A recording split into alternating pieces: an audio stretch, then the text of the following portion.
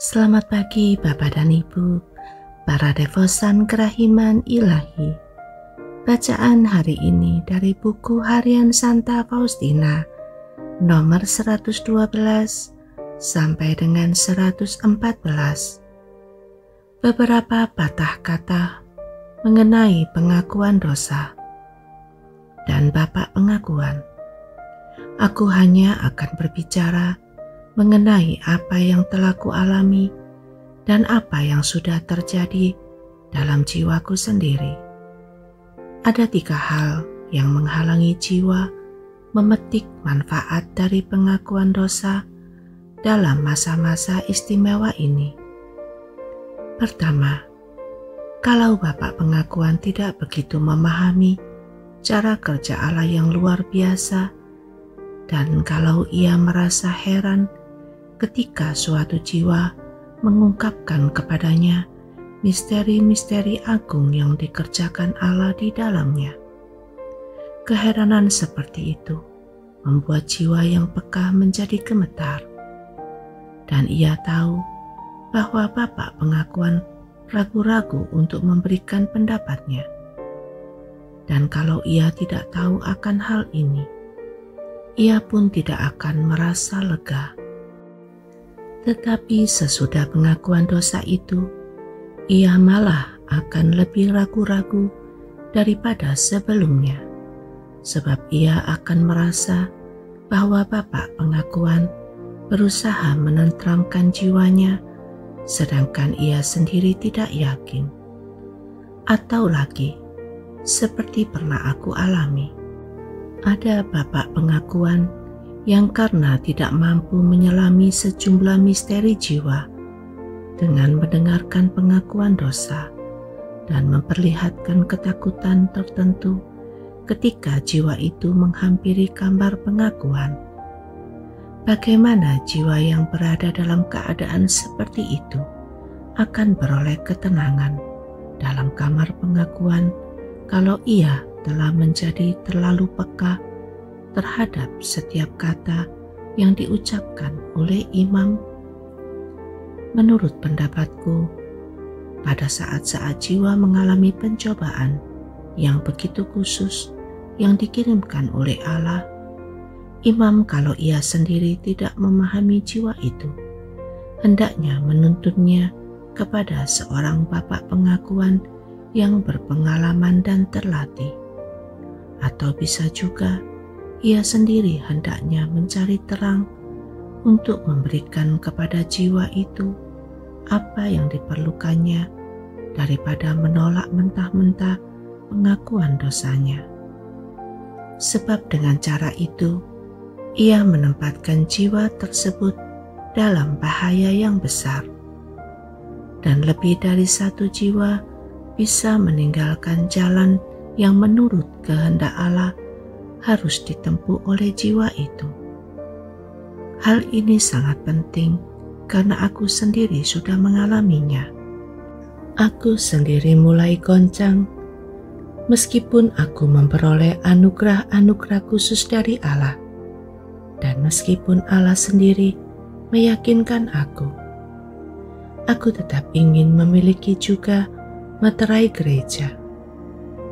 Kedua, kalau Bapak pengakuan tidak mengizinkan jiwa mengungkapkan diri dengan terus terang dan menunjukkan ketidaksabaran, dalam situasi demikian, jiwa itu lalu membisu dan tidak mengatakan apa-apa yang seharusnya ia katakan. Dan karenanya, ia tidak memetik manfaat apapun. Lebih buruk lagi, kalau Bapak pengakuan tanpa sungguh mengenal jiwa itu, mulai mengujinya. Dengan demikian, ia tidak hanya tidak membantu jiwa itu, tetapi malah merugikannya. Jiwa itu sadar bahwa Bapak pengakuan tidak mengenal dirinya, sebab ia tidak mengizinkan dia membuka diri sepenuhnya, baik dalam kaitan dengan rahmat maupun dalam kaitan dengan kepapaannya. Dengan demikian, ujian itu tidak sesuai.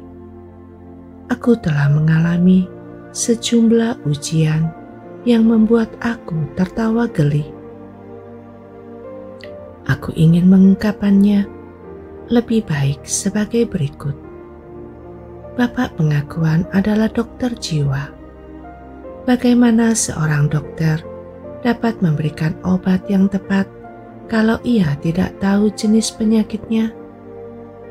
Tak mungkin ia mampu berbuat demikian, karena bisa terjadi di satu pihak, obat itu tidak akan menghasilkan buah yang diinginkan, atau di pihak lain, obat itu akan terlalu kuat dan akan memperparah penyakitnya. Dan kadang-kadang, janganlah Allah mengizinkannya, bahkan mengakibatkan kematian. Aku berbicara berdasarkan pengalamanku sendiri, sebab dalam beberapa hal, Tuhan sendirilah yang langsung menopang aku. Ketiga, kadang-kadang juga terjadi bahwa Bapak pengakuan menyepelekan hal-hal kecil. Tidak ada yang kecil dalam kehidupan rohani. Kadang-kadang hal yang tampaknya tidak penting akan menyingkapkan suatu masalah yang memiliki konsekuensi besar. Dan bagi Bapak pengakuan, hal-hal kecil itu akan menjadi ibarat seberkas sinar yang membantu dia mengenai jiwa itu. Banyak nilai rohani tersembunyi dalam hal-hal kecil. Suatu bangunan yang megah tidak pernah akan muncul kalau kita menolak batu bata yang kecil-kecil. Allah menuntut kemurnian jiwa dari jiwa-jiwa tertentu. Dan karena itu, Ia memberi mereka pengetahuan yang lebih mendalam tentang kepapaannya sendiri. Diterangi oleh sinar dari atas, jiwa dapat mengenal dengan lebih baik apa yang berkenan di hati Allah dan apa yang tidak. Kesadaran akan dosa bergantung pada tingkat pengetahuan dan terang yang ada di dalam jiwa. Hal ini juga berlaku untuk kekurangan-kekurangan. Meskipun jiwa mengetahui bahwa hanyalah dosa dalam arti sempit yang menuntut sakramen tobat, tetapi bagi suatu jiwa yang mengupayakan kesucian, hal-hal yang kecil itu sangat penting. Dan Bapak pengakuan tidak boleh memandangnya remeh. Kesabaran dan keramahan Bapak pengakuan membuka jalan menuju rahasia jiwa yang paling dalam. Sungguh, tanpa sadar, jiwa akan mengungkapkan kedalamannya yang bukan alang kepalang dan merasa lebih kuat serta lebih tangguh. Ia akan bertempur dengan keberanian yang lebih besar dan berusaha mengerjakan tugas dengan lebih baik, sebab ia tahu ia harus memberikan pertanggungjawaban tentang semua itu. Aku ingin menyebut satu hal lagi sehubungan dengan Bapak pengakuan. Adalah tugas Bapak pengakuan untuk kadang-kadang menguji, mencobai, memeriksa, mempelajari apakah ia sedang berhadapan dengan jerami, dengan besi, atau dengan emas murni. Masing-masing dengan ketiga tipe jiwa ini membutuhkan bentuk latihan yang berbeda. Bapak pengakuan harus, dan ini mutlak perlu, memberikan penilaian yang tepat tentang masing-masing jiwa untuk mengetahui seberapa berat beban yang dapat ia tanggung untuk waktu-waktu tertentu. Dalam situasi tertentu, atau dalam situasi khusus. Untuk aku sendiri, sesudah banyak pengalaman negatif, dan ketika aku tahu bahwa aku tidak dipahami, aku tidak lagi membeberkan isi jiwaku atau membiarkan ketentramanku dikacaukan. Tetapi hal ini terjadi hanya ketika semua rahmat sudah disampaikan kepada penilaian seorang bapak pengakuan yang bijaksana, terlatih, dan berpengalaman. Kini aku tahu apa yang harus kulakukan dalam hal-hal tertentu. Dan lagi, aku ingin menyampaikan 3 kata kepada jiwa yang ingin teguh memperjuangkan kesucian dan memetik buah, yakni manfaat dari pengakuan. Kata pertama, ketulusan dan keterbukaan penuh. Kalau suatu jiwa tidak tulus dan tidak terbuka, maka seorang bapak pengakuan yang paling suci dan paling bijaksana pun tidak dapat dengan paksa menumpahkan kepadanya apa yang ia inginkan. Jiwa yang tidak tulus dan tidak jujur menghadapi bahaya besar dalam kehidupan rohaninya. Bahkan Tuhan Yesus sendiri tidak akan memberikan dirinya pada tingkat yang tinggi kepada jiwa seperti itu, sebab ia tahu bahwa jiwa itu tidak akan memetik manfaat dari rahmat istimewa itu. Kata kedua, kerendahan hati.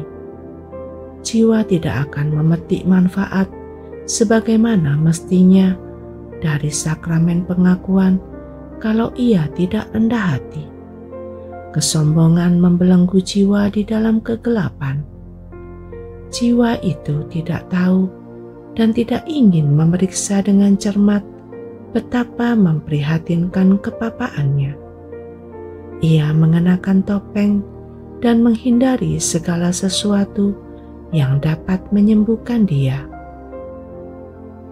Kata ketiga, ketaatan.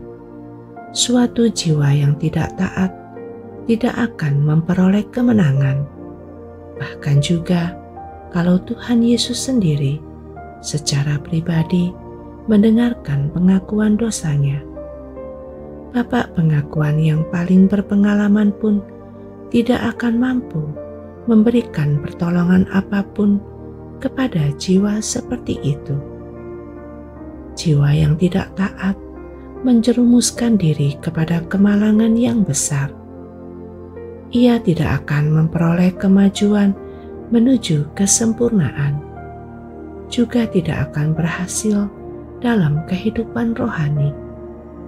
Allah melimpahkan rahmat-Nya dengan sangat murah hati kepada jiwa, tetapi jiwa itu haruslah jiwa yang taat. Oh, betapa menyenangkan mada-mada yang mengalir dari jiwa yang menderita. Seluruh surga bersukacita atas jiwa seperti itu, khususnya ketika ia disentuh oleh Allah. Dengan suara yang menyayat hati, ia melakukan kerinduannya akan Allah.